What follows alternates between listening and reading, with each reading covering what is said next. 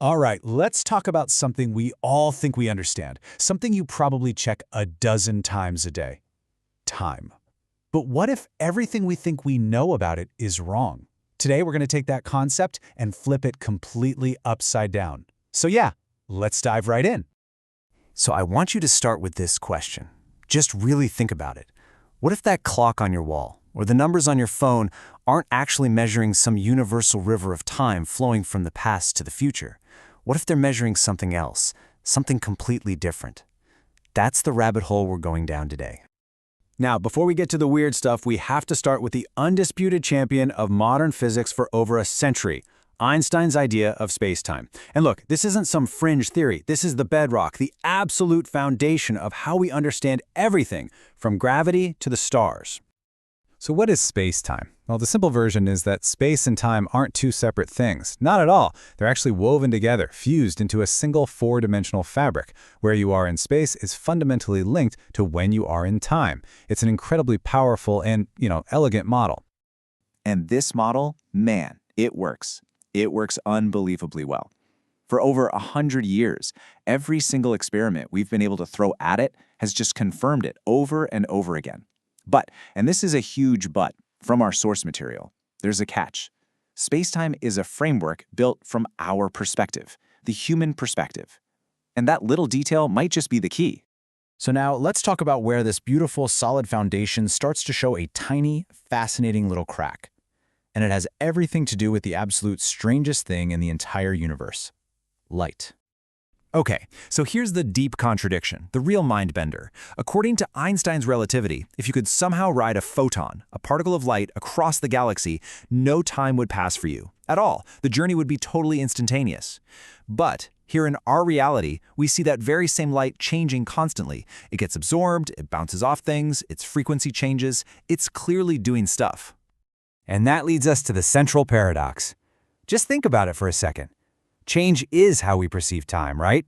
A leaf falls, a season changes. If something experiences zero time, how on earth can it possibly change? It doesn't make sense. And this contradiction, it suggests that maybe, just maybe, there's a more fundamental layer to reality that we just aren't seeing.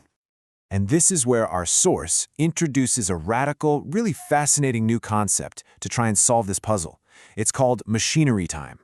And it's a completely different way of thinking about how the universe actually works at its most basic level. So, what is machinery time? Okay, first, you have to throw out the idea of time as a dimension you move through. Just forget it. Instead, I want you to picture it as a kind of fundamental material that the universe is made of, a sort of cosmic machinery that only has one speed. That's it. Everything, at its absolute core, is running at this single constant speed. Now, this idea is truly alien to how we experience the world. In this fundamental machinery, there's no slow, there's no fast, there is only the speed. It is both the maximum and the minimum speed possible. At this steep level, our human point of view is totally irrelevant. This isn't space-time. It's a totally different beast altogether. So, if the universe is fundamentally this super fast, uniform machine, how do we end up in our slow, complicated world? The one with people and planets and cars stuck in traffic? Well, the answer is a concept called emergence. So how does our slow reality bubble up out of all this universal speed? Think of it like the pixels on a screen. At the most fundamental level, each tiny pixel is just flickering on and off, changing state at an incredible rate. But when you zoom out, you don't see the flickering, do you? You see stable, slow-moving images, like a character walking across the screen. The idea here is that we are those images.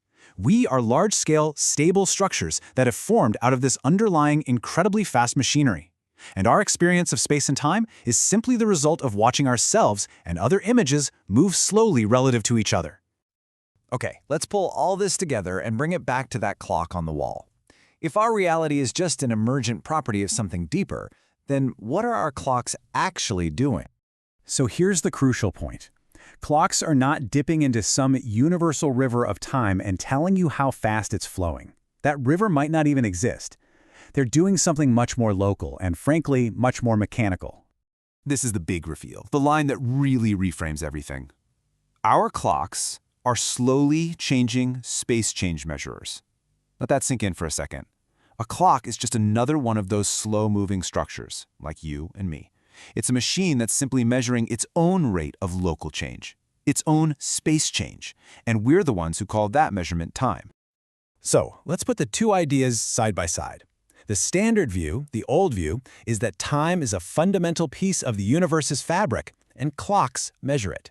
This new view says no, time isn't fundamental at all. It's a perception. It's an emergent property that arises from the interactions of slow-moving things in a much, much faster universe. And that leads us with a final, massive question to think about. Are we living inside a pre-existing fabric of time, or is time itself something that our reality creates as it goes along? The answer, whichever it is, could change everything about how we see the universe and our place in it. Thanks for watching.